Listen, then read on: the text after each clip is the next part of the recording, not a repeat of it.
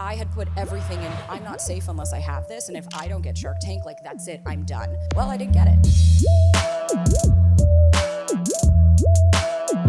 What is going on, everybody, and welcome on inside yet another episode of the Business of Social podcast powered by STN Digital. I'm your host, David Brickley. You know, this episode, I wanted to come to you at the top of it because it's a little bit different than what you typically hear on the pod. You know, we always dig into social insights and data, and we're interviewing CMOs, and we're talking about sports sponsorship. And this podcast is going to be about mental health. It's going to be about relationships. It's going to be about things that we deal with more on the personal side of work. And I'm really excited about this. So Sabrina Zohar is one of the most sought after relationship experts in the world. She has over 3 million followers across social media.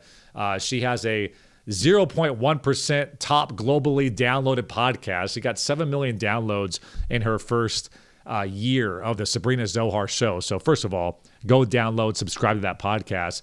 But I was recently at a little side hustle I have called SFSD, which stands for Stay Fit Social Destination.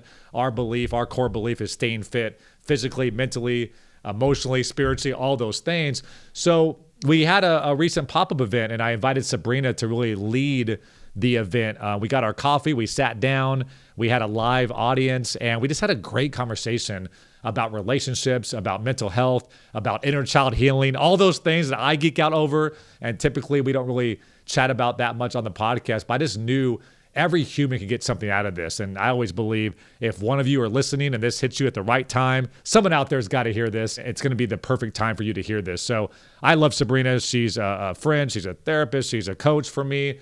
And I'm so excited to introduce her to you. So have fun with this one. I'll leave it to, I guess, me. I'll throw it to me here and Sabrina live at, it was a live podcast recording in San Diego, California. I hope you guys enjoy. To start, if you don't know already, Sabrina has almost, I think I counted 3 million followers cross-platform at this point. Her podcast, the Sabrina Zohar Show, is a top 0.1% global podcast, 7 million downloads in the first year, has a 4.9 star rating on Apple. So everybody pull their phone out right now and subscribe to Sabrina Zohar. You're hired. But she's created this really incredible, impactful community that I know somebody drove from San Francisco to come here today. So she's in the house. And you just I think helped so many people through so many things. So I'm so excited for this. This is a selfish endeavor. I just want to talk to you for an hour. So I'm going to throw an event just to do so. Perfect. We don't already do that anyways. But it's so funny. I was telling some people earlier this morning that I stumbled across one of Sabrina's videos, and the first video I ever saw of you was like, oh, did he not text you after one date? Shut the fuck up, bitch. And I'm like, I have to meet this human. She needs to be in my life.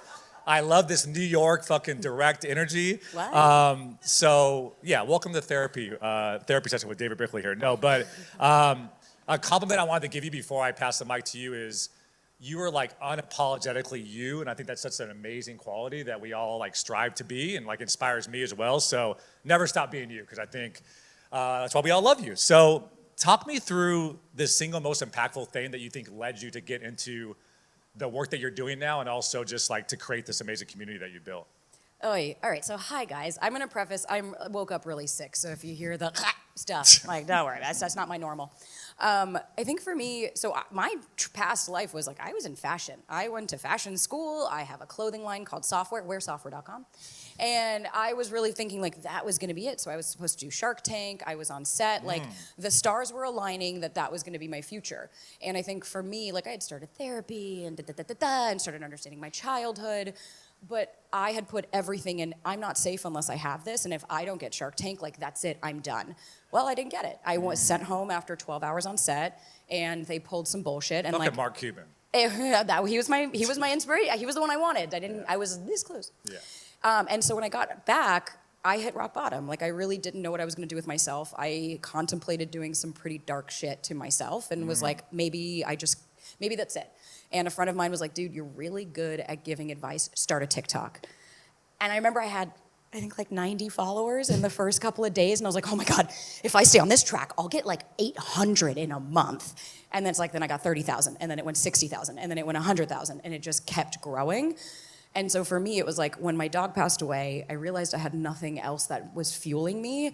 I knew I can't be the only person that has a fucking panic attack if someone doesn't text them. I can't be the only person that brings themselves down because they're single and thinks there's something wrong with me. And I can't be the only person that believes that that can't be factual. And so I created this community, and here we are 3 years later with you guys here. And I'm super excited. A lot of stuff you guys are going to hear today, I think whether you're in a marriage or you're in a relationship, you're single, I think it's all going to really relate because you talk so much about so much of what we go through is our childhood experiences. So can you maybe help the audience understand maybe some of your childhood experiences that you were able to become self-aware enough to know that just kind of like makes us all move different on a daily basis, right? So I think I understand the frustration that a lot of us feel when it's like, oh, do I have to blame my parents for everything? Like, is that what therapy is going to be? Or I'm just going to say it's all my mom and dad's fault. And I think what we want to look at is like, you learned it from somewhere. We can't omit the fact that, like, so for instance, I grew up with a narcissistic father and a people-pleasing mother. So I had a father who all of my life, I'm either too much or not enough. If you cried, you got hit. If you said anything, even out of line, he slapped you in the face before you could even finish the sentence. So of course, having my nervous system wired around being yourself means that you're not going to be safe, you're going to get in trouble, there's always a threat to your existence. Well, then that means I'm going to carry that into my adult life because at 2 years old, you're creating your neural pathways. So by the time you're 25, 30, whatever, how fucking old you are, you already have ingrained behavior and patterns. It doesn't mean you can't change them, it doesn't mean you can't evolve, and it doesn't mean you can't grow. But we need to ask the number one question, how old do I feel when this happens, and where did I learn this from? So for instance, when my partner and I first started dating, he wasn't into texting. And my anxious ass, all I wanted was to text. Ryan. I know, fucking Ryan. And I remember, like, I reached out to him and I said, hey, you know, I would love to have more texting in between our dates to feel more connected. And he wrote back, like, a couple hours later being like, hey, a quick answer is no. And I was like, okay. And then he's like, let me explain. And he was like, I work in tech. I don't want to stare at my phone. It was like this really, really beautiful, thought out message where he was like, if that doesn't work for you, I completely respect it. But if that works for you, I'd love to take you to dinner. Are you free this week? And I had to stop and say, wait a minute. My whole life, I've been going after, if they don't text me every day, they don't like me. And if they don't perform, and if they don't do. But now I have somebody that has a completely different perspective than anything I've ever had. So then now I had to work on how do I receive that? If I'm used to performing in order to receive love, then someone trying to give it to me doesn't feel safe. And so what it really is about is understanding, where did I learn this behavior from? What are the parts of me that come out to try to protect? And then how can I let them know that I'm here? How can I be the person I never had as an adult? How can I save myself? That to me is the healing journey, because it's not about blaming your fucking parents. Blame and shame has no place here. Hold them accountable. So in that situation though, like, he's not texting me, therefore he must not like me, or he's disrespecting me. Based on your childhood, where do you think like that pattern came from? So that's called black and white thinking. And black and white thinking, all or nothing thinking, is a cognitive distortion. And usually what happens is when you're in survival, like if your childhood, and mind you, let me preface, you don't have to have big T's. You don't have to have a shitty dad like I did who hit you and was abusive. Doesn't have to be. You could have death by 1,000 paper cuts. You could have a parent that was always on the road and just worked all the time and you never knew when they were going to come back. That doesn't mean they intentionally hurt you. That just means that as a kid, that was the perspective you created. So when we have all or nothing thinking, all right, I love neuroscience, so we're going to nerd out for a second. So when we think about our brain, you have two parts of the brain that I'm going to focus on. You have the prefrontal cortex, which stops growing, developing fully in your late 20s. Lock in. This is good shit. Lock in. Like, and mind you, when I say like stop developing, I don't mean that you can't ever outgrow it, but that's when it stops fully functioning, like fully developing by your late 20s, and then after that, it's rewiring.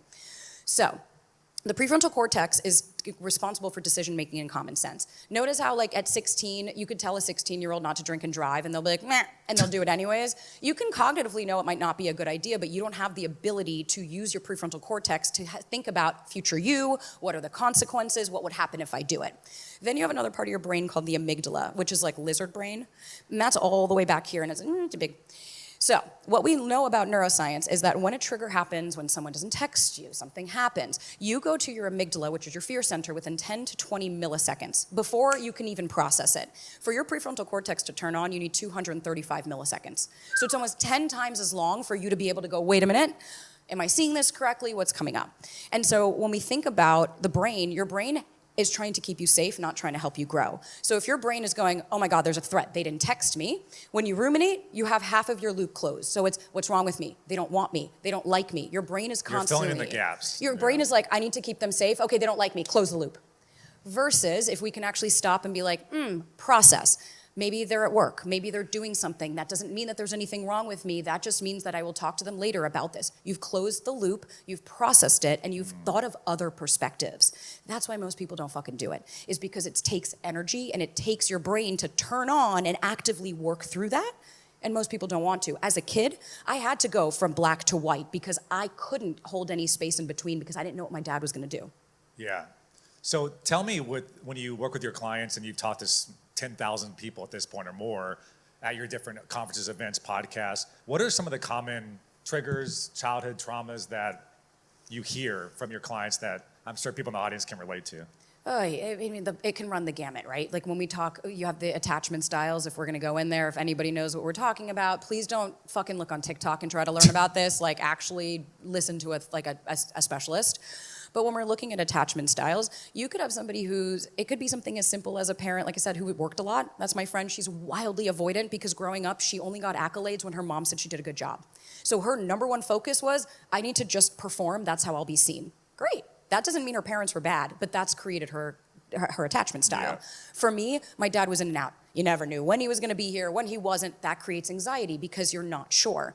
Versus, let's say you had a home of abuse, right? Like there's a lot of people that were hit as kids, so that could create disorganized attachment, that you want love. You go towards your caregiver for love, but they're also the ones that inflict pain on you, so then you remove yourself.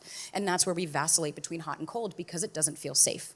So it could be something really intense, or it could be something as minute as my mom was a single mom doing the best she could. It doesn't mean anybody did it out of malice, but at 2, 3, 4, 5 years old, you don't have the cognitive ability to see anything else. So you create these core beliefs and narratives based on what you're seeing. And it's so aggressive in that like thinking, because when you're little, right, like you think you're going to die. Like your parents give you food and water and shelter, so if I don't listen to dad, I may die tomorrow. Like it seems like illogical, right? But I think as a little child, that's what you're trying to process. You don't know any better. You're just a little kid. And I would even challenge, I think that as a kid, that is very logical because we're like, wait a minute, if my mom doesn't buy me food, I'm fucked. That's it. Who's at 6 years old, who's gonna go and take care of me? So you develop these survival patterns just to, literally it's that, yeah. Yeah, so like I'll give you an example. That's some vulnerability time. Like I struggle with money. I struggle receiving money. It's not that I struggle with it. I save all of my money because growing up, we didn't know what it was gonna be. One day my dad was in, one day my dad was out. So at 7 years old, I had the cognitive ability to go, oh my God, I need to keep us safe. How are we gonna make money? This is mom, by the way. And it's like, you know, you see that. You're constantly wondering, how am I going to make money? So now as an adult, something happens and I get triggered. I have to stop and say, dude, you're fucking 35. You've got credit cards. You are not 6 years old. It is not going to be the same. And no one is going to take this away from you because I'm in control. But it takes a long time to get there because why would I trust myself if I never have? I think you guys can relate to this too. I don't know if it was your analogy, but I heard once that on a scale of 1 to 10, if anybody just a basic interaction, if anybody reacts above a 5 or below a 5, it's usually triggering a past experience. So if I say, Sabrina, you're such an idiot sometimes. Don't fucking call me an idiot. Like, whoa, that's a little bit aggressive based on just like the joke, playful. But if your dad called you an idiot when you were little, boom, you go back into that space. So can you talk a little bit about when someone shuts down on you or someone goes way off the reservation on you, typically there's something going on there from a trigger perspective. Yeah, I always say the pinch has to match the ouch. Right, so if I'm saying, doesn't match the ouch. Yeah, if I say something to you, like I'll give you an example. When Ryan and I first started dating, I said, hey babe, like, do you want to go do something? It was something very innocent, and that let's like zoom out. A trigger is really wildly misused as a word today. Yeah. Same with like fucking narcissist and all that shit. Like a lot of people are throwing it around. A trigger by definition is a neutral action or inaction. So if you were like, dude, you're so dumb. Me being like, fuck you, what do you mean I'm dumb? That would be because you're disrespecting me. Yeah. You're being rude. For instance, Ryan, I said, hey babe, do you want to go do something, whatever? And he said no. And like walked off. He didn't do anything wrong, right? You're allowed to say no. I went hell in a handbasket. I was hyperventilating. I was freaking out. I had to stop myself and say, whoa, dude, what's coming up for you? I was like, I feel like I'm 7. Okay, why do you feel like you're 7? That reminds me of dad. I'm like, there it is. Okay, so this has nothing to do with my partner. He came back in the room and I said, hey, can I share something with you?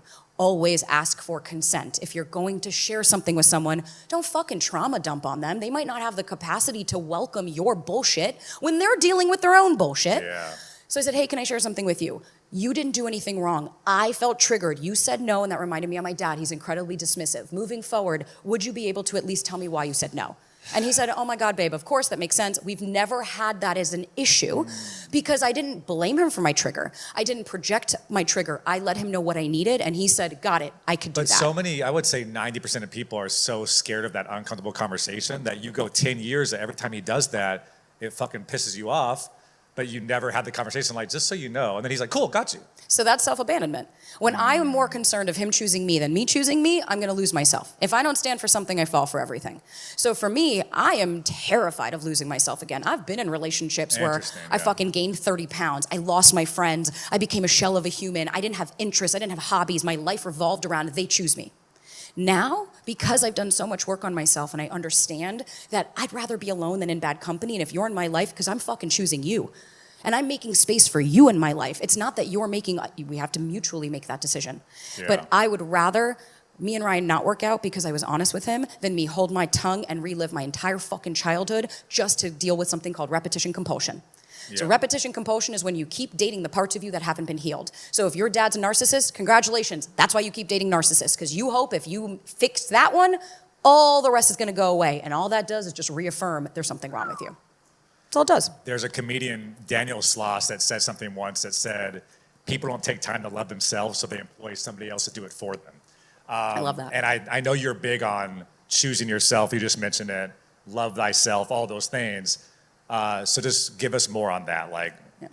Loving yourself isn't just bubble baths and face masks. Like, no, it doesn't hurt, right? So when we talk about self-love, I think what we need to actually look at is like, what does that actually mean? So something like that, self-love is saying no. Like, that's it. End of sentence. No. Let's try it together. No. Right? Like, that's a boundary. No. I don't need to explain myself further unless you're Ryan and I ask you to explain yourself further, which as I'm saying it now. But like, my point being is when you say no to someone, no, I'm not interested in doing that. That's loving yourself, because what you're saying is if I say yes, when we think of people pleasing, am I being hurtful or harmful? Am I hurting your feelings? I can afford to hurt your feelings. Am I harming you? Okay, well, that's actually not, that's not cool of me to do, because that would be putting you in a position that's me intentionally doing that. So when we say choose yourself, are you validating yourself, or are you talking to yourself like shit? I did. I used to call myself a fucking moron. I would call myself stupid. I would call myself an idiot. I would tell myself I'm not good enough. This is why nobody likes you. That's not me loving myself. That's me just doing what my dad did to me all of my childhood. That's me reaffirming, see, there is something wrong with you. And then your brain has a thing called the salience network that's going to go and find reconfirmation of that all day. So like, I could go right now. There could be 1,000 positive comments of how this video changed people's lives. And then there's the one.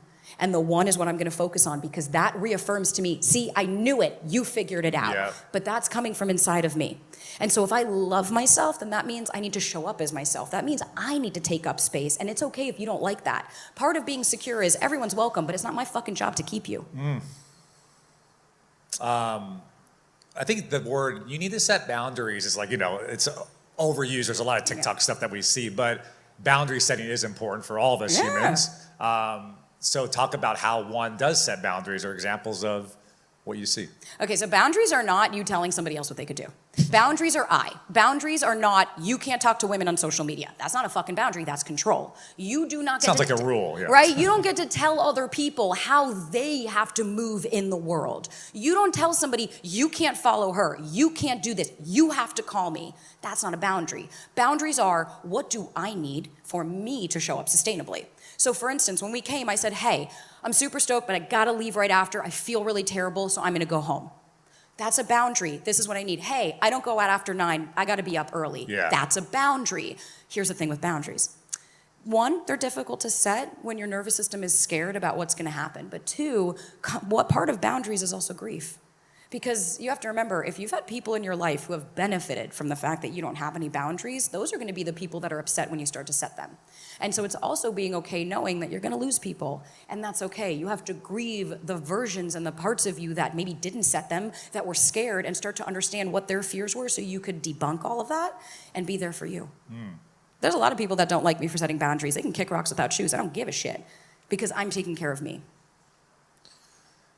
Is an example of that if someone was like cheated on a bunch, like in their early 20s or what have you, now they're in their 30s, and I guess the boundary setting or like the rules are trying to avoid this thing from happening again. And it's like, no, see, what I hear from that Yeah. in them, that example is they don't trust themselves. Like, I'm going to be honest. but when you say you thinking, can't follow this person, usually it's like, because my last boyfriend or my Right. last girlfriend.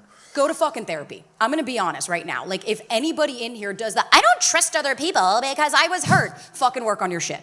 Like, stop projecting onto everybody else. It is not my responsibility that someone treated you like shit. So stop making it my fucking responsibility. Yeah.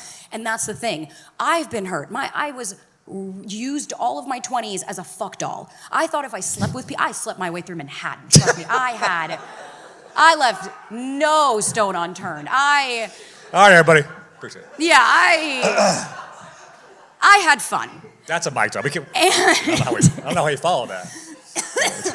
I had a lot of fun. And what I had to realize was I can't then blame, like I slept with my partner on the first date. That would be like me being like, every man uses me, so I'm gonna make you wait 6 months. And it's like, no, that means I don't trust myself. Because if I trust myself, then what I'm saying is I'll make a decision for myself. I'm a grown-ass adult making that choice. And if it doesn't work for me, I will make a choice about that. So if somebody has been cheated, my heart goes out to you. What's your part in it? You didn't do anything to make it happen. Don't get me wrong. Were you dating people that were being inauthentic? Were you dating people that were lying to you? Were you not taking up space? Were you not? That's okay. Take accountability, right? I was with a narcissist. Raging piece of shit. This guy fucking sucked. But I will never say it's all his fault. I played a part in it. I didn't have boundaries. I let him walk all over me. I let him do whatever. You allowed the behavior. I allowed it all day because I was terrified of losing him because he was just like my dad. But then when I did, I realized like, oh, wait, you're okay. This isn't gonna hurt you. You're not gonna die. You're gonna be okay. And that's how you create, your nervous system starts to strengthen. You expand your window of tolerance. So then when I met my partner, I didn't project onto him, well, every guy that sleeps with me on a first date doesn't wanna be with me. I left going, well, that was fun. And if you wanna see me again, cool. You're intentional and you wanna build something. If not, don't waste my fucking time. And that was it. I moved on with my life. And here we are 3 years later. Yeah. So you gotta be okay. Ryan's a Riz god over here. I like it.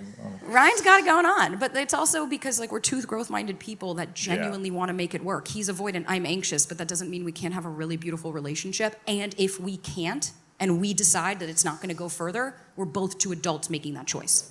Yep. So I'm very passionate about this next subject, which is Chris Rock jokes that being married 16 years in the cell phone era is like 40 years for his parents. We are the first generation with this constant access. We all grew up on texting, Facebook. So like you have, let's say, your girlfriend or boyfriend, it's like they post Instagram story, you're texting them, you're sharing your location. It's fucking constant. And you know, parents, grandparents generation, they literally would leave the house at 6 a.m. You wouldn't see your dad till 7 p.m. at night. There was zero access for 12 hours a day. I don't think there's a lot of studies. I don't think we even know what this is doing to our brains. So talk to me through like the access, the cell phone, the fucking texting, like, because this is a huge thing that we're going through. This is like the hill I'll die on, so let's go. Okay, so when we think about our cell phones, this right here, this hunk of metal is your brain's version of a lion. So back in the day... Your brain's version of a what? A lion. So back in the day when we were in hunter-gatherer days, think of it this way. You and I are in our cave right now making dinner. I don't fucking know what they did back then. And we hear the wind blow. You have two options, right? Either you go outside and fight it and realize it's the wind, or you can stay inside and be like, oh, it's probably the wind, but a tiger walks in and you're eaten. Your brain is always going to choose survival. It can't take the risk that it makes, oh, it's fine, and then you end up dying. That's why when we get triggered, we go into fight, flight, freeze, fawn. The problem is that your cell phone now has created something called intermittent reinforcement. I don't know if you guys raise your hand. Has anyone ever heard of that term, intermittent reinforcement? Ooh, okay, yay, fun, okay. So, define. Intermittent reinforcement is essentially, it's a slot machine that your brain doesn't know when it's going to get the reward. So you get the reward and you're like, okay, when's the next one? You start to go, when, got it, when. So it keeps you kind of peaks and valleys consistently. So we have a neurotransmitter in our brain called dopamine.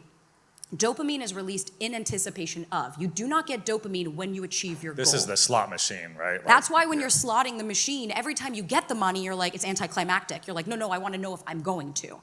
So every time you're waiting for a text, you're creating a false sense of intimacy. Text has no tone, text has no verb. You can't figure out how someone's trying to say it. So when we put all of our importance... By the way, Sabrina always voice memos me, which I love. Always, Yeah. because I need intonation for people to hear what I'm saying versus if I text you yesterday saying, hey, I feel like shit, versus hearing me coughing on the thing, you're like, okay, she's got something going on. But when we attach to texting. You didn't hit me with, you're going to hate me, but. Oh my God, you guys. So when we attach to texting, though, what essentially we're doing is we're telling our nervous system, I'm only safe if I have this. And so then you're constantly beholden to when's the next hit. What we want to do is we want to self-source, not outsource. And to me, I think technology has ruined dating. I'm going to be 100% honest. I don't think dating apps have. I'm not going to go that far. I met him on Hinge. But I will say I think technology has, because if I tell you how many girls are screaming in my comments right now, well, he didn't text me for a day, which means he doesn't like me. And if I didn't, you never even fucking met the guy. You've never even gone out on a date with this person. But one day goes by without texting you and it's fucking the end of the world. And then we wonder why we're I'm single. getting a lot of head nods out there right now. Yeah. Right? I know it because I did it. That's why I can speak so bluntly on it, because I call myself out on that shit. I almost broke up with this man right here because he didn't text me every day, and thank God I didn't. I wouldn't be in the relationship I'm in right now. I'd still be chasing my fucking tail wondering what's going wrong. So we have to look and say, this isn't helping. If you can't have eye contact, if you can't actually go out with someone, if you can't build a connection in person, you don't have a fucking relationship. I'm telling you, you have a pen pal. But this right there is going to ruin the real connections that you have, because it's never going to be as exciting as the version you create them to be. Never. Yeah. I'm a lot funnier in text than I am in person, because you get to create the version that you want of me versus me saying it and you're like, oh, she's kind of a bitch, right? And you're like, well, can be. Well, now you're getting M dashes and people are using ChatGPT for the responses. He uses M dashes really, and so people are always saying, they were like, but that's real, right? That's how you talk. It's good grammar, fuck. Yeah, I'm writing a book and I have it in there. I swear I wrote it. Well, how do you think we can use, whether it's the texting, it's the dating apps, it's social media, like, is there a healthy or unhealthy way to use these things? And like, how do you help your clients, like, you're either doing too much or, hey, this is the world, like, here's a way to use these things healthy. Boundaries. Boundaries. Yeah. Boundaries are the Yeah. key. When I was on dating apps, I knew I get way too enamored. I spent way too much time on there. What was in my control? That's the question I want you guys to get very comfortable asking. What are my choices? What are my choices? My choices are, sure, I could be on there 24/7. I can't control the outcome. I can't control who wants to talk to me. I can't control what they're doing. I can't control any of that. But what I can control is how I show up, how I regulate my nervous system, and maybe that's something as simple as going for a walk around the block to go, oh wait, I am an adult right now. I'm not 5 years old, and I'm in the present moment, so I'm going to handle it. Has like anybody that. ever been on a date and you go home, it's a bad date, and you start swiping, like right after the date? Oh yeah. But that's like the dopamine. What'd you say, Quest? Yeah. While she's in the bathroom. Thanks, Quest. He's like, we've Sounds already been about unmatched. right. Sorry, girl. Sounds about right. But no, it's just like that immediate dopamine. Like, I didn't get the dopamine I wanted out of this, so I need to like go back into the slot machine. Right? Exactly, versus sitting in the discomfort. Because let's think of, so it's something called secondary gains. When we think of, like, for instance, when a breakup happens and or like it doesn't work out and you're asking why? Why don't they like me? Why didn't they want to be with me? Why didn't they choose me? Why? We have to say, okay, so you're focusing, like if I said I'm focused on you, what are my secondary gains? My secondary gains are, I don't have to think about how sad I'm feeling. I don't have to think about the core beliefs that I have. I don't have to sit with the disappointment that this person wasn't it and I'm still fucking single and I'm back to square one. I don't have to sit with the shame, so I get to outsource all that shit and project it onto you, which is why then dating becomes, if I don't figure this out, I'm going to be ended. It's a puzzle you're trying to like. Everything has to be to know this is what's going to give it. And then you get into the relationship and it doesn't go away because it was never about them. I'm excited about this next topic too, because especially, again, any relationship, marriage, long-term, even you're single, this idea of anxiety versus intuition. I remember when I first met you, it's like, I've asked you this before and I love how you articulated it. How do we know when, no, that's your gut, listen to your gut, versus you're fucking tripping. Like that's anxiety happening right now, you know? So the biggest difference is anxiety comes with urgency. So I need to figure this out. Why aren't they texting me? If I text them, I'll just get the answer. Urgent, right? I'm not okay unless this happens. That's anxiety. Anxiety comes with body sensations. So maybe your heart starts to race, you start to sweat, your shoulders start to tense. That's us being cognizant of the somatic aspect, because I think a lot of people, when we're thinking anxiety versus intuition, we're trying to intellectualize. And here's the reality. As kids, we were bottom up. And what that means is as kids, we felt it in our bodies, and then we tried to understand our mental state. Well, if you didn't have parents that taught you how to do that, like I didn't have anyone say, hey, that makes so much sense that this would make you sad. No. It was, I'll give you something to cry about. And you're like, okay. Versus as adults, we're top down. We want to stay all up here. If I can understand it, I can avoid dealing with it. And we need to get more into our body. So I start to notice what's happening sensation-wise, got it, versus intuition is incredibly calm. If you ask me right now, do you like that pink? And I went, yeah, she's cute. Quick, right? I didn't start to second guess. I wasn't like, oh my God, wait, are you gonna give the right answer? Oh, fuck, okay, wait, but what if it's not the right? That's anxiety. When you start to create a narrative, a story, you start to shame or blame. So if we're talking, that's why when we talk about the texting, let's say, if somebody doesn't text and your thoughts are, okay, that's weird, but maybe they're at work and we'll talk about it. That's your intuition, being like, yeah, okay, maybe something's off, but I'll explore it. Your anxiety is, I fucking knew it. I knew it. They don't like me, I knew it. Yeah. And then you're looking on Insta and you're trying to find reconfirmation. And I will promise you this, what you go looking for, you will find. You will find it. I could go looking through anybody's phone and find what I want to find because that's what I'm trying to prove. It wasn't that I genuinely believed that this was happening, because then if I did, I'd have facts to back it up. Yeah, Quez is swiping on your date, so. Yeah, exactly. There you go. But that's what I mean is like when you go to look for it, you're going to find it. Yeah. And so now we have to say, well, what prompted me to do that, and can I trust myself? Can we talk about like self-regulating then? So you're in these moments, you know you're having a panic attack, you know you're overthinking this text that hasn't been responded to in an hour or whatever. How have you helped your clients deal with how to get back to center when you're kind of spiraling? So the thing with regulating, excuse me, and it was a common misconception I genuinely didn't understand. I thought when you regulate your nervous system that everything else goes away. That you're like, oh, I'm just not anxious or sad anymore. Look, I'm regulated. That's not what that means. We're supposed to have a nervous system that is flexible. You're not always supposed to be regulated. That's not human, because you have threats, you have dangers, you have triggers that are going to happen. We're looking for flexibility in the nervous system.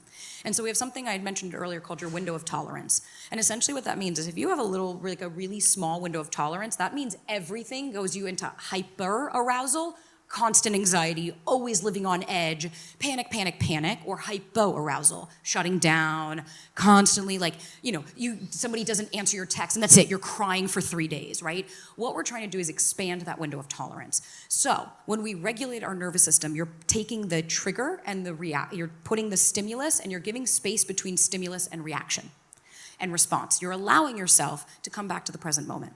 So regulating your nervous system could look like, I'll give you an example. When I first started doing a lot of TikTok and Instagram, like the trolls are fucking heartless. They don't give a shit. They'll hide behind their phone and they'll rip you apart because they're miserable with themselves. Yeah. And I would get really dysregulated. I would start to sweat. I would start to get really in my head. And my friend said, punch the air. And so I literally punched the air for like a solid minute. And I was like, I kind of feel better. It's like what you're doing is you're tricking your nervous system to say, look, I fought off the tiger. Because when you regulate, then you can say, what are my choices? If right now, hypothetically speaking, all of us are feeling regulated, we're feeling great, whoop, whoop, and a man with a gun came in. I don't think anyone in this room would be like, okay, so anyways, tell me about what happened last night, right? Yeah. Like you're not, when you dysregulate it, you can't drink, you can't eat, you don't think about basic functions because you're surviving. And so when we regulate, what you're doing is you're tricking their nervous system to go, oh, okay, I figured out the threat. I closed the loop. I'm safe now. Then you can say, all right, so like we'll say the texting. Person you like doesn't text you. You're in hell in a handbasket. Go for a fucking walk. Go outside. Touch grass, literally. Do something to bring yourself back to now. Maybe that doesn't work. Okay, I'm gonna do jumping jacks. Maybe that doesn't work. You do whatever you need to do. Grab ice cubes. I don't give a shit. Ice cubes, actually, no, the reason I say that is because your brain can't be in two places at once. You can't ruminate on something out of your control and also be in the present moment. You talked about sour candy, too. Sour candy is the same thing. Your brain can't be in two places at once. So when you have sour candy, it turns your prefrontal cortex on to go, wait, I'm here right now. You can't avoid that. So we do those things, and then once you're in that space, it's okay, what are my choices? My choices are, I could lose my shit on this person, or I could give them space and I can sit with myself and just allow myself to be sad that this person didn't text me. And it's interesting, just like our caveman brains, like we haven't evolved past everything is the lion coming to kill me. Everything. And whether it's actually a lion or literally a text. Yeah, but that's neuroplasticity. You can work through that. And we were talking about this earlier. There's new science that has come out that shows, I'm sure we've all heard the term, if he wanted to, he would, right? Everybody, thank you. I fucking hate it. Like, God, spare me. These bumper sticker slogans I'm sorry, humans are not 140 characters or less. We are incredibly nuanced, weird, messy fucking humans. I know you love let them. fucking Mel Robbins bullshit. That is, I'm sorry. Let them. You don't tell trauma survivors let them, because that's let them treat you like shit. Nah, bitch, don't. You fucking set a boundary. Same with, like, if they like you, you'll know. If not, you'll be confused. No, dating's really confusing. I'm sorry. Like, I didn't know Ryan liked me at first because he's a little colder. But humans love like a tagline that they can just remember, recite, and that's the black and white. Why? Yeah. Because it closes the loop quickly. Remember, goes back These to are all of it complex builds things, up. yeah. It goes back to that. Now, why did we start talking about, well, I have ADHD, so my brain forgets why we even started doing anything. Where were we there? Where were no, we? it's like everything's a fucking tiger trying to kill you. Yes, okay. Well, we're going to go off on a tangent With now. Mel because, Robbins and... Yeah. But I think the problem is when we think of these taglines, what you're doing is that's black or white thinking, all or nothing. If it's not this, it's this. And that, again, is our brain trying to say, I need to conserve energy, so let me keep you safe. When you allow yourself... There's something called the sacred pause. Can't remember who invented it, but boop, boop. So the power of the pause. If you can take 1 minute, literally set your clock. Here is a tool. It takes 90 seconds for an emotion to run its course. That is Jill Bolt Taylor is a neuroscientist. So let's say right now, everybody got sad collectively. If you allowed yourself to just say, okay, the sadness is like a brick in my chest and it feels really fucking intense right now. I'm not thinking about what's making me sad. I'm focusing on the sadness. I'm allowing myself to feel it. I'm not judging myself. I'm not belittling myself. I'm not putting myself down. And that's it. I just sit with the sadness. By 90 seconds, you'll notice the sensations are less. You don't feel the same. Hey friends, quick favor. Can you please like this video and subscribe to this channel? If you get any value from this episode or the show in general, we'd really, really appreciate it. Back to the action. So there's new science that has come out. For a long time, we have thought the nervous system is responsible Isn't she for brilliant, by the way? I'm just like, wow, okay. I love this shit. So we've thought for a long time that the nervous system is responsible for everything. And now what they're realizing is if you've had a lot of trauma, nice to meet you, we actually can't process oxytocin the same way other people can. And so it's not that you're limited. That's why I hate if he wanted to, he would. It's not about want. Want and do are two separate receptors of the brain. So you could want something. Every person in here, I don't think anyone in here doesn't want to be a millionaire, but how many of us are? And if you raise your hand, good job, like, right? You did a great job. But if you didn't, that doesn't mean you didn't want it bad enough. Maybe that meant you have limitations. Maybe that means you have core beliefs. Maybe that means whatever it is. I don't deserve it, whatever. Yeah. Whatever it is, but we can't just chalk everything up to, well, they just must not want it. Let them. Because what you're doing is you're omitting the fact that people are humans and that we are nuanced and complex. Human beings. Yeah. Healing is taking black and white and creating gray. That's how I look at it. I want to, you mentioned like parts work and just like working with you and talking with you. It took me a while to kind of understand what you meant by that. I think I have this right. It's like you have like your protector part, your little, I'll probably butcher it. So explain protector and parts work. So I'm sure you guys have heard of like CBT, right? Cognitive behavioral therapy. There's DBT, dialectical behavioral therapy. There's something called IFS, which is internal family systems, and it was developed by Dick Schwartz. And essentially what Dick found was that, has anybody ever here said a part of me? Like a part of me feels that. That's parts work. And so essentially what it's saying is like why we don't believe in borderline personality disorder is because then you're assuming there's one good and then one bad. We're complex. So for instance, as a kid, if I went to my dad and said, I love you, and he hit me, that becomes an exiled part. That little girl goes, oh, no, you just caused trouble, you almost lost dad, gets put away. Then protector parts come out. Oh no one's ever gonna touch her. Self-sabotage, that's a protector part. That's why we say it's not sabotage, it's protection. You're trying to help yourself, but it's maladaptive because you're not dealing with your parents. So when we think of parts work, you develop that pattern or behavior and you never correct it, and then you're 40 and still doing these You're still things. doing it because those protector parts kept you safe somewhere along the way, but they're no longer. Then you have firefighters, you have managers, you have different parts that come out, and doing the work is understanding what part of me is here. Right? Sorry to interrupt, but to simplify, it's like I said I love you to dad, he hit me, therefore saying I love you to somebody may mean pain, may be bad, right. But then you get older, you never break that cycle. Exactly. Yeah. That equals weakness. Vulnerability equals I'll get in trouble. Yeah. This equals this. That's why when we talk about avoidant attachment, for instance, it has a terrible reputation. These are not bad people. These are people that when they get overwhelmed, shut down. Their nervous system says, can't handle it, boop, goes internal. Because maybe somewhere along the way, they got in trouble. Like my sister, she's wildly avoidant. She literally cannot say something because growing up, my dad beat the fuck out of her. He was specifically mean to my sister. Whereas I'm really anxious because I had a different relationship with him. Yeah. But my sister, she is not a bad person, but she'll just shut down and cannot compute. But do I think she's bad for it? No, I think she's struggling. So we have to stop labeling people narcissist and like, where's your fucking degree to call that? You know so much about this person to call them avoidant after one date, but yet you don't know anything about yourself. Like, there's a disconnect, and we have to stop labeling people. I love your analogy you gave me about as an adult, you've built this fortress. Oh yeah, the house. And you have to remind yourself about that. So explain that. So right now, let's think about it like this. Your house is your home, right? Like, you've got your compound, your castle, and everything. I think of it as like all these little parts. They think they have to be the security guard, they need to be the alarm system, and they're all the ones that are trying to keep you safe. When you start to do the work, what you do is you essentially let all those parts know, I am the adult, I'm the security system, I'm gonna handle everything that happens on the outside. What I need you to focus on is what's inside. When you need me, I'm there for you. When you need something, but you don't need to be the one to try to figure out how Ryan's gonna like you.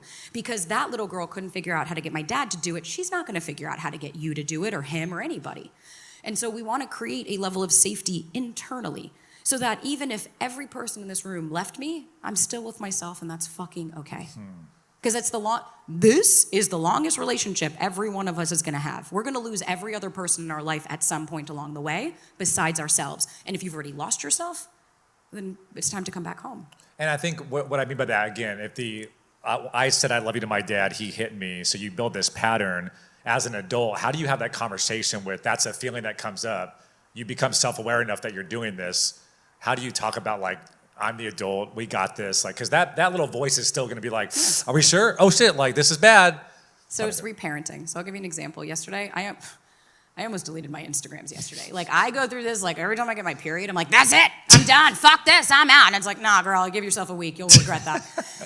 And so I was freaking out. I was just having an emotional morning, and I was feeling really shitty. I started to get just like the negativity, and you're like, I don't want to deal with this. And so as I started to realize, I was like, oh my God, I feel like I'm in middle school again. And I was like, oh, fuck, okay. Once I identified, shit, that's who's hurt right now, I got to reparent her. And I got to say, hey, Sab, you're right, you're exhausted, take a break. Why do you think you wanted to delete your Instagram? What was the trigger there that brought you back to that middle school girl? I felt like I didn't belong. I felt like no one was ever gonna accept me, no one was gonna love me, you all want me to change. Like, do you know how many people on a daily basis say, you talk too fast, I don't like it. You should stop cursing, I don't like it. I don't like this. And it's like, go fuck yourself. I don't know what else you want me to say. Like, I have to change because you don't like it. And it's like, welcome to dating. These are the people that think that they have to chameleon. But in that moment when you wanted to delete, you're like, maybe they're right. It kind of like got right. It hit. I literally went to Ryan and I said, they figured me out. They know it. I'm a fucking moron. I'm stupid. I'm an idiot. No. That was just me saying, these people reaffirmed what I believed about myself.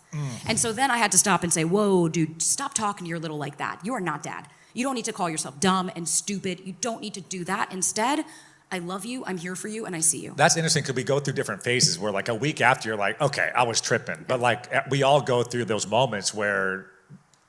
Let yourself. Let them, right? Like, allow yourself to feel. Like, I didn't do anything yesterday. I sat in the car and I cried for 30 minutes. I allowed myself to feel it when I realized like, oh, it's that little that's here. And I was like, man, she's really sad and she's allowed to be. And then I went on with my fucking day. And don't worry, I didn't delete anything. Like, I'm still, for better or worse, I'm still on the internet. And you never fix it. You never like come to 100%. It's going to be the rest of your life. You're going to deal with those ups and downs of those triggers or however you want to call it, right? Healing doesn't mean you get rid of it. Healing means you learn to live with it.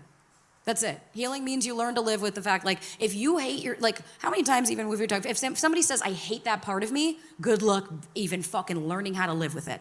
What you resist persists. So the more you hate, let me ask anybody in this room, if you had a parent, a caregiver, a coach in school, I don't care, when they were hard on you and called you an idiot, you fucking lazy ass, get your ass out there.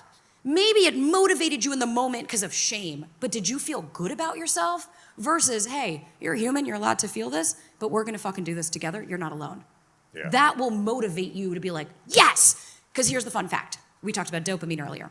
So, when you get dopamine from external sources, you don't know how to internally create dopamine. But you wanna know the highest way to create your own dopamine so you don't have to wait for others? Self-compassion. That's the highest way. You release more dopamine when you just say, hey, given everything I've been through, that would make total sense that this would make me sad. That's it. Your body releases the dopamine and you're like, oh, all right, I'm good now. Because you're actually allowing yourself to be a human and not a bumper sticker. Yeah. A lot of people here are in marriages, long-term relationships. What does it look like to like keep that emotional home alive years in? Life gets stressful, different seasons are happening. Like, I know you work with a lot of clients in that phase of life too. It doesn't stop. Just because, like, I talk a lot about dating because you have to build the strong foundation. But like, my partner and I are 3 years in. We have we have a weekly check-in with each other every single week. We have 4 to 5 o'clock on Wednesday afternoons, right before dinner, for us to go, hey, how do you feel? What's coming up for you? Anytime we have a saying, hey, to avoid resentment, can I share? We make sure that the other person feels seen. And we're heard, never understood. taught this, right? Like in high school, our professors, our parents never sit us down like, hey, when you get in a relationship in the future, if you're ever feeling something seems off, just let's practice, let's role play how to communicate when you're feeling something. No, instead you learn the Pythagorean theorem, right? You learn shit that you're like, I don't remember shit. A squared plus B squared. Right, I don't remember. I didn't even remember it was that. I don't remember any of it. Like, I did not give a shit about the math and the English of that. Unfortunately, we didn't learn. Did anyone learn how to do their taxes? No. Yeah, did any of us learn how to emotionally regulate? No. We are not taught that. But we also have to remember, if I had like emotionally unavailable parents, how the fuck am I going to learn how to communicate effectively? They're not going to teach you too many things on that, yeah. There's no schooling for it. So we also have to know, again, it's not blaming your parents. My parents did the best they could with the information that they knew. I would literally, and if any of you know me, I'll set myself on fire for my mom. I love this woman. She is the reason I show up every day because I take care of her financially. This is my way of giving back to her. But I will never avoid the fact that she failed me as a kid. She did a lot of stuff that really hurt me, but I can hold 2 conflicting thoughts. And that's part of healing, is being able to do that. I think too, like giving grace to all of our parents, like nobody does the perfect A+ 100% job of being a parent. And also, we all love you. You have an incredible just like energy about you, and like your parents were part of that. So there's amazing things that your parents gave you too. So talk us through that, because I think no matter what upbringing you have, there's obviously the yin and yang of everything, right? I think it's also allowing yourself, because a lot of people get scared to like be angry with their parents, right? We're like, no, like they did everything for me. I can't be mad. Compared to most people, like, no, they were great. And that's the shame part. That's the shame part, being like, no, you can't take up space. Who the fuck do you think you are? It's not about that. It's not about villainizing anybody. It's about saying, okay, my father taught me that I'm too much. That doesn't mean it's factual, but that's what he taught me. And so now what do I get to rewire, and how can I be there for that version of me? That's why I say big T's or little T's, it doesn't matter. The impact can still be there. And if we go on, like, I'll tell you, the first dead giveaway when I start with a client and I say, so tell me about your childhood. I had a perfect childhood. Yeah. Instantly, I'm like, okay. The conversation now needs to evolve, because you are pedestaling everything that you went through, but yet you're so anxious you can't sit still, and you're crying to me right now because the guy that you had one date with told you that he didn't want to see you again. Like, me and my sister both have this, I think, because our dad, 23 years in the military, Green Beret, Special Forces, and we were just like chilling on the couch, like, hey, let's go, let's be productive, let's roll. And so even like on weekends, we're like, we got to go on a hike, get a green drink, we got to like get up early, like we got to be productive. Yeah. And you start to feel like I'm such a lazy piece of shit if I'm not being productive. But that was kind of like taught to us as kids, you know? And that's how we would go now and say, I give myself permission to be lazy. Be lazy. Rest is equally as important as work. And I'm the same. My brother used to say, if you're in New York and you're even home in your apartment for 1 minute, you're doing it wrong. Right. I was like, oh, okay, always have to be. I was fucking exhausted, burning the candle at both ends. Take a nap, bro, yeah. But you gotta remember, your nervous system doesn't think that's safe. It doesn't feel like if I rest, I could die, I could be in trouble, I could lose connection. That's what we have to remember. And so it's working with your nervous system to say, hey, I give you permission to do this. Yeah. And then you realize you don't die, and then you start to rewire it. Yeah. Okay, I want to ask you a few like quick questions, and then we'll turn it over to Q&A. The famous red flags versus green flags. What are some common red flags that you see like as a common theme across a lot of your clients where people should be on the lookout for? So when we're talking about red flags, what we have to look at is red flags are patterns of behavior. They're not just icks. Like, it's not just like, oh, I don't like the car he drives. That's not a fucking red flag. Or like, oh, he didn't call me after the date. It's like, is that a pattern?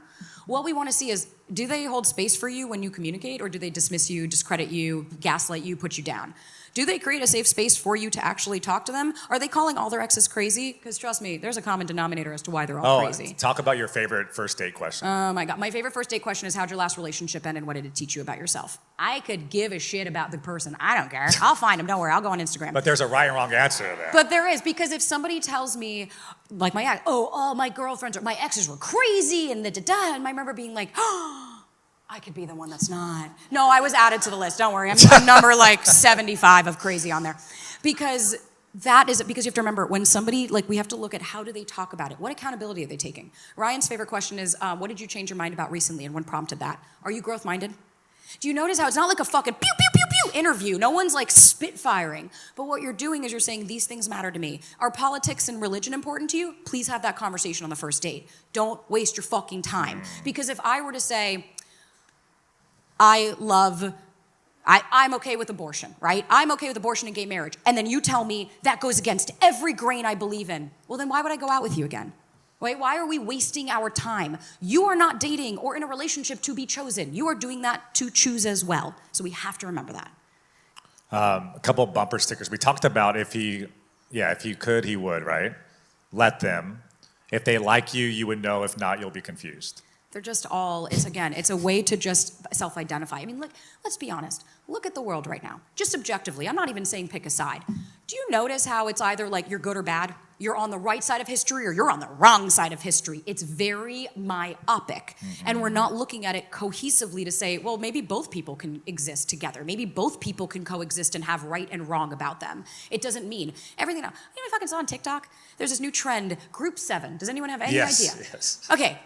No fucking clue. I have no idea. I haven't the slightest. It literally makes no sense. A girl made a video with a song saying, if you see this, you're Group 7. And it's taken off like a wildfire because people are desperate to be part of something. Community, yeah. Community.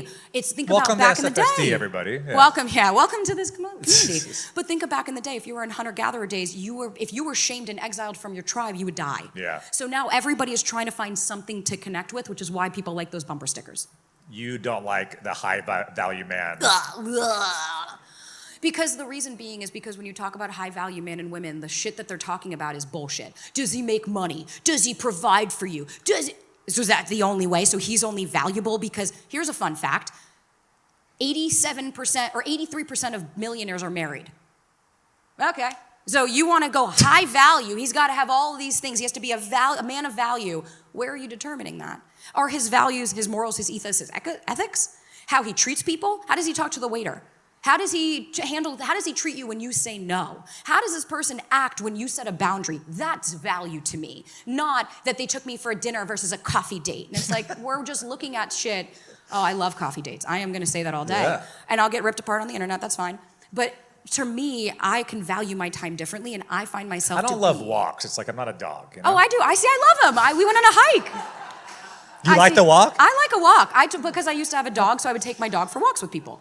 But here's If they have a dog, if there's two dogs. If you have a dog and you're like, you want to go and meet on the beach and go for a walk, what you're doing is you're taking away all the mystique, right? There's no dinner, there's no drinks, there's no lights, there's no camera, there's no action. It's two people sitting across from each other saying, when all that fades, right? Anyone in here that's married or in a relationship understands what I mean. When all the glitter is gone, you're left with a messy fucking human. You're left with someone who farts a lot. With someone who, with someone who's like always in your way in the kitchen, right? Like you're left with someone that's gonna piss you off, but can you be coexisting with them and still love them for that? Well, you're not gonna be able to if all you're focusing on is do they take you to a nice dinner or not? You may have just touched on it, but the men stigmas, you talk about like how they react, like often gets put in a box. The box theory? Yeah. So there's this influencer who made this theory that within 5 minutes of a date, a man knows exactly how he feels about you and it will never change. So within 5 minutes, it's fucking insane. Talk to him, Katie. It's insane. I remember asking Ryan, I said, in the first 5 minutes, what did you know? And he was like, I knew I wanted to fuck you. But that was it. He was like, I knew that for sure. But he was like, I didn't know I wanted more. I love and he's this like, guy. how could I? Like, because we are not like, I'm sorry, I'll say this. It's acute about us. If you're like, I married my sweetheart, and when we first met, we just knew. And it's like, yeah, but bitch, in the minute, you didn't fucking know. Yeah. Like, Come on. you didn't actually on, know. It just worked out really well. I'll be honest, I did not know immediately. Well, we went on a few dates, and I was like, I don't know if I'm feeling this. Because people take time to open up. Not everything is within the first 5 minutes. And if that's it, you're not actually really processing anything. Is there any non-negotiables that are different between men and women, or are they typically the same? I guess your male clients for sure, female clients are all the same? I would say both. I think a lot of people want it to be different, but it's just not. I have 50% male, 50% female. Or like humans, I work with, and it all comes down to non-negotiables. Again, like, are they over their ex? Do they speak to you with respect? Do they hold space for you? Can they emotionally regulate their nervous system? Here's the biggest thing, can you have conflict and repair? Conflict and repair is the key to a healthy relationship. Without it, you're not going to be able to move on. You'll keep going over the same shit unless you have two people that want to sit and repair together. You're not going to be able to do it. How do you explain the difference from healthy conflict versus unhealthy conflict? Are you making progress? Are you moving towards anything? So like if Ryan and I were fighting about the same shit that we've been fighting about for 3 years, it's like, oh, you didn't take the garbage out. You fucking piece of shit. And you start screaming. It's not about the fucking garbage. Yeah. It's about the fact that like I didn't feel heard. I asked you to do this 7 times and you ignored me. I don't feel seen. I don't feel understood. It's a partnership. It's not equal. Yeah. It's fundamental aspects. Do I feel seen, heard, understood? And do I feel safe with my partner? If I do, then there's a lot, like love is not enough. Love by value, it doesn't matter it's a verb, if it's an action, if it's a feeling, love is not enough. My mama loved my father with every bone in her body, and it was never enough. Yeah. Because you need, compatibility is about comprehension, understanding, bandwidth, communicate, like it's complex. 2 more questions and I'll throw it to you guys, I promise. If someone leaves today and remembers one thing you said, because there was a lot of knowledge you just dropped, what do you hope that one thing to be is? You're not broken, there's nothing to fix. That's it. There's no one in here is fundamentally That's a bumper broken. sticker we can believe Yeah, in. there's no one is fundamentally flawed or fucked. It's just that you have to heal through the stuff because somebody taught you along the way that there was a problem with you. And then what's one question that I didn't ask you today that you wish I did, or typically you get asked from other interviewers?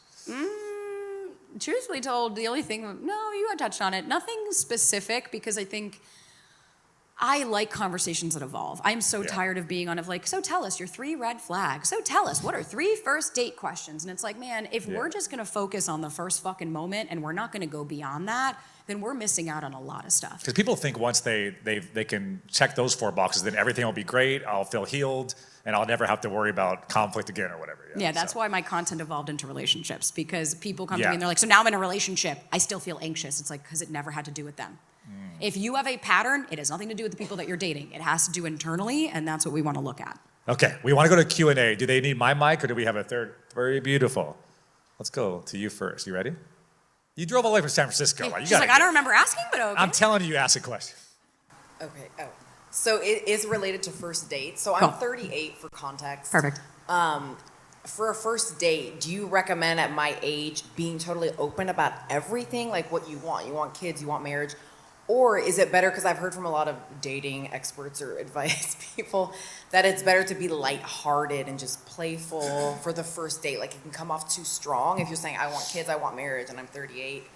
Baby, do you want to be 48 still doing that? Like, that's my question. It's like, because if I went on a date, I don't need to be like, by the way, you need to marry me tomorrow. No. What I would say is, hey, I want to just share with you, I'm super intentional with the way that I date, because my end goal is if we're going to spend time together, we're building something, because I do want to get married and have kids, and I want to make sure that that aligns with you. If that's too much for someone, I don't know what waiting was going to do, because then that just shows you that they're uncomfortable with what it is that you want. You have every right. What I have an issue with is when people go on a first date and they're like, I'm dating to marry. And you're like, girl, but then you're not actually like... Yeah, the first way you articulated it versus what you just said is... Right, if you just walk in of like, I'm dating to marry, and you better not fucking waste my time, and if you better not, I don't do casual. It's like, what I hear is I don't trust myself. Versus when a woman comes in with confidence of, this is what I want, and if you don't like it, someone else will. I'm not wasting my time. Because I told him, I'll tell you honestly, we had sex on the first date. And when I left, I looked him right in the eyes and I said, listen, I had a really great time with you, and if this was it, I'm fine with that. Your girl needed to get some. If not, though, I said, if not, if you call me again, that's because you want to build something. Otherwise, don't waste my time. And his response was like, that was really hot. He was like, because you weren't scared to lose me. He was like, you were more scared to lose yourself. That showed him that I'm going to be honest with myself. I don't need to play a game. Take up the space, baby. You have every right. You want that? Go fucking get it. Don't waste your time on the people that don't have it. Next question. Bianca. Yay. Hi. Hi. Hello. Hello. I think I would just love to hear you speak more on the topic of narcissism, specifically trying to heal a relationship with parents. Yeah. And maybe if you can sprinkle some boundaries in there, that would be so lovely. With a dash of... So the thing about narcissism is like, that's a personality disorder. And so I think it's Freud who said the only person that can't benefit from therapy is a narcissist, because narcissists don't believe that they are at all that they don't believe they're the problem. So like, I grew up with a father who's incredibly narcissistic, grandiose. If you say, I just got blueberries for $4. Well, where I live, there too. And you're like, I don't care. I really don't give a shit. Everything has to be a one-up. With narcissists, there's no accountability, there's no empathy. So So with them, if you say, hey, you know, that really hurt me. Well, you've made me do that because you're a fucking idiot and you made me do this and I had to hit you. And you're like, I don't know if that's the case. Weird. Or on top of it, they will change stories. So like if something happens, all of a sudden they're changing the narrative in the story and you're like, does that make sense to you? No, it does. So that person, you just said no and they flew off the handle. Is that really what happened? Narcissists hate boundaries. So we have to look and say, if you have a pattern, right? I had a pattern, hook, line, and sinker. Narcissists were all there because that was my dad. That was repetition compulsion. That was the part of me that I was like, if I can get this narcissist to like me, then my dad was wrong. See, there's nothing wrong with me. Instead, it just kept reaffirming there was. Narcissists are incredibly charming at first. Really charming. That's why, like, I mean, I'm sure everybody has someone in their life that is incredibly narcissistic. You see them out in public and you're like, no one would ever know because they're so grand and they're charming and because they can smell prey. They can smell what they're looking for. If you don't set boundaries of like, even something, for instance, of, do you want to go and do this tomorrow? No, I'm not interested in that. See how they react. Start to see when you start to take up space and say, no, that doesn't work for me. I said no to my dad and he literally like almost combusted internally. He like couldn't comprehend what that meant. And I was like, I loved it. It was like watching him on like fucking frayed wires. When you'll start to notice, do they take accountability? If you say, hey, you know, what you said was really hurtful. Do they deflect onto you? Do they gaslight? Do they start to make you discredit your own experience? That's what we want to look for. You will have no problems. If you start to say no to them, you'll kick them out real quick. Thank you. Yeah. And I would also say this. Start to get curious about your patterns. If you can look back and say, what is the common denominator? They were all incredibly charming at first, so I disarmed and I didn't have any boundaries. They were grandiose and love bombed me. That's a huge thing. Narcissists will come on, I love you after a date. You're the love of my life. You're the one for me. Come and meet my family. Let's go on a trip. They're grandiose because what they're trying to do is they're trying to get your boundaries down so that they can control you. And so if they give you a lot of love, you're like, oh, look, they care about me. That's the first part. And then they go into devalue and discard. So once you start to go from the honeymoon ends and you're like, and then they start saying, well, you're an idiot. Like, that's why you did that. But you're like, but they loved me and they cared about me. So, wow, they must love me. And they break you down that way. Just pay attention. Shy, if I see a hand. Or Maggie? Sorry, Maggie, and then Shy. First and foremost, we are big fans. Yay! Thanks, girls. David's a friend, but we came for you. So, All right. Sorry, David. yeah. So much like you, when I was younger, I was constantly told I was too much. Coaches, teachers, parents, medicated, everything. Yep. So in my 20s, I was very, I guess I would say I changed how I was to survive and thrive in the world, in corporate, in class, and everything like that. And now in my mid-30s, I kind of feel like I'm in this identity crisis where I don't know who the real me is and who is what I was taught just to be successful. But I also am like grappling with, well, we're not supposed to be the same. We're supposed to grow and change, but what's the true me? I would just like to hear your opinion of like, how do you differentiate being yourself, but also growing and working and evolving into something better than your true self? I mean, I think it's at that point trying to say, like, okay, for instance, when I first started doing all this work and everybody would say, you're too much, you talk too fast, you do this. It's like, I also have ADHD. Like, my brain literally works this way. Like, there's nothing I can do about this. This is who I am. Now, could I go? I don't think there's a problem in it. And so, but versus, I was really reactionary. I would scream at people within seconds. I would lose my shit. I mean, if you've seen my content, you know what I mean? But that was something I was like, I don't like that. I'm not proud of it. So what I would start to say is a couple of things. One, are you dating yourself? And what I mean by that is like, are you taking yourself out to dinner? Are you going like this, even coming to a community event? Are you getting in touch with what's happening in your body?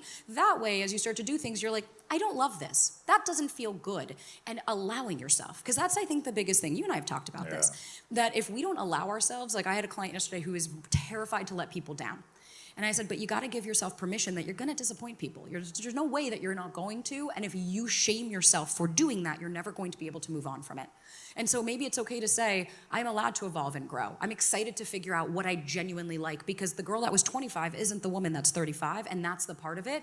But maybe fundamentally, the bubbly, big personality, like I would look and say, what about you was too much? And then would you look at that little girl right now and say the same? Sometimes, yeah. So, and that's okay. But maybe then what we can say is her behavior's too much. Her reaction's too much. She's not. So it's something called fusing. When we fuse with our parts, I'm too much, I'm not enough, there's something wrong with me. You're saying as a whole, that's me. Versus a part of me might feel really anxious right now, and the way she handles it doesn't really work. right? And you see how we can change. And then it's like, oh, yeah, okay, so there's nothing wrong with me. That little girl learned that from. Maybe we can ask her when she starts to come out, what is she scared of happening? What does she think is going to happen? And then how does she think she's protecting you? That way you become the leader of the cast of characters, and then you find yourself. It took me fucking 5 years to figure this out. 8 years. I think you've articulated to me like this, the way I'm moving is no longer serving me. Yeah, that's it. It's like maybe it worked earlier, but it doesn't. Yeah. I have friends that I love friendship breakups. I do, because then that means, not like, I'm not like looking forward to them, but like, I don't think it's a negative anymore, because I look at it as, well, I've up-leveled. It's time for me to grow, and if you're no longer in that space, that's okay. And what kind of, Stephanie, what we were talking about, it's okay to let people go. It's okay to disappoint people as long as you're staying true to yourself, because if you choose you, within reason, of course, then you're gonna start to manifest that in your life. Like when I started getting rid of the friends that treated me like shit, now I have people that hold space for me, listen to me, because that's what I allow. Thank you. Of course. Shy, back row. Time for a couple more. Sabrina, can we do a DNA test after? Because I think we might have the same dad. Yeah, honestly. Oh, Yuri. So I've been going to therapy. I've been doing a lot of self-work. In the middle of getting divorced, make myself vulnerable today. So I'm working on that to better myself. I have a young daughter as well. I don't want her to deal with the same things that I dealt with as a kid, right? Because that definitely shaped me. I'm trying to rewire everything. It's a work in progress. What are a couple of pieces of information that you think that I should, and if I take this away from today, one, continuing to evolve as my own self-journey. Another piece, not ready for that yet, but in terms of like when I put myself out there again to date, it's a fucking shit show from what my friends are telling me. Yeah. What do you recommend I do? He's one of them. What do you recommend I do to just protect myself, but also kind of be on the lookout for in terms of navigating in today's day and age? I think it's okay, well, I'll try to remember, and then you remind me if I forget the question. I mean, I think it's even like a lot of the healing, especially when you have a kid, that could be an opportunity for you to treat her in the way that you were not treated, right? For you to be the adult for her that you didn't also have, which is how you can also show up for yourself. And when you're getting back in the dating world, it's about knowing a couple of things. Like, you're gonna get triggered. That's why, like, I think a lot of people, when I hear, like, it's easier to be single, it's like, yeah, no, what it is means you don't grow. Because you hurt in relationships, but you heal in relationships. Putting yourself out there is gonna mean you're gonna say, whoa, I didn't think this was gonna bother me. And it does. All right, something else to explore. Putting yourself out there means you're gonna meet people that fucking suck. Like, I've seen some of the messages, I've seen some of the people on these dating apps, I've seen some of the dynamics. It's trash. But it's knowing that that doesn't mean it's a reflection of you. And if every time now we're gonna go out and date, if it becomes about your self-worth, well, then that's where I would say, so then they're not an addition to your life, they're instead of. These people are an addition to your life. They are not taking anybody's place, you have you. And so as you start to go out there, if you're getting triggered, that's okay, that's part of it. It's just about how am I showing up for me like you would with your daughter. I want you to now envision, are you gonna would you tell her that she's an idiot? Would you tell her she's stupid, she's ugly, no one's ever gonna like her? So then why the fuck are you saying that to yourself? You're allowed to go out on dates and it not work. You're allowed to go out on dates and be like, you haven't evolved and grown, no thank you. That doesn't mean we have to force it. And what I will say is stop with the texting early on. Do not start getting into this like chatty Cathy, we text for 3 fucking weeks and then you meet them and this person's a dud because they can't hold a conversation in person. You don't want to create that because then it's going to be really hard for you to make decisions from a place of empowerment and discernment. Set boundaries and disappoint the people. Like Ryan has told me, he's told women before, I don't want to text you. Or like he was telling me in the car, not even that. He had a girl the night before, he said, tomorrow morning I'm going on a crazy hike. Like I'll be gone for like 4 hours. She texted him anyways. She texted him while he was on the hike and texted him like 7 texts. I was like, I guess you don't want to answer me. And he was like, girl, I was on a hike. That's what I mean by it's okay for you to go, that doesn't work for me. They're not just choosing you, you're choosing them as well. Don't fucking forget that. All right, we have time for one more. Marissa. Hi, thank you for this great talk. This isn't really a specific question, but I feel like another hot topic in dating is the masculine energy versus feminine energy, and I just would love your overall take on it from men and women. I mean, as you saw I hate the masculine feminine polarity conversations because people don't understand them. And a lot of people are doing either toxic masculinity of like the man is the one who makes all the first moves. The man texts the woman first. The man should be taking the woman out. The man needs to pay for everything. The man needs to dote. And it's all of this stuff of like, okay, but what about reciprocity? What about a woman also texting a man? I don't know, that's fucking crazy. What about a woman making a plan and being like, hey, I really had a great time. Do you want to go to dinner? Like, that doesn't mean. And so I think what ends up happening is every person has masculine and feminine. We all have both. What I see it as is, do I feel safe enough to disarm? If I'm in my feminine, what that actually mean is I can receive. If I'm in my masculine, which like for my career, I have to be. I'm a female in a very male-dominated industry. If I'm not hard, you should see some of the way that these fucking lawyers talk to me as if my little woman brain can't comprehend that if I sell 85% of my company, well, who's gonna take the 15? Me. What do you mean who's gonna take it? And so there are times where you have to do that. My partner cooks and does all the cooking in the house and does our laundry. Does that make him feminine? It's like, no, that makes it that we both have a dynamic that works for us. So instead of looking at they're in their masculine and I'm in my feminine, does it feel reciprocal? Do I feel safe? Does it feel like we're having a back and forth? Because I don't care if you're feminine or masculine. Masculine would be chasing, feminine would be I do nothing, but that dynamic's not growing anything. You're chasing what? Someone who's running, and then what happens when they come to you? You're not gonna be interested. You want someone that doesn't want you, and then they like you, and you're like, never mind, not that into them. That's not what we're after. What we're after is for two people to show up authentically and for you to decide if that fucking works for you. That's why I'm with you. I don't like those conversations. Who decided what's masculine and feminine besides fucking Andrew Tate, right? Like, that's where I have an issue with it. There's no standard for it, and if there's no standard, I don't fucking subscribe. On that note, round of applause for Sabrina, please. Amazing, amazing.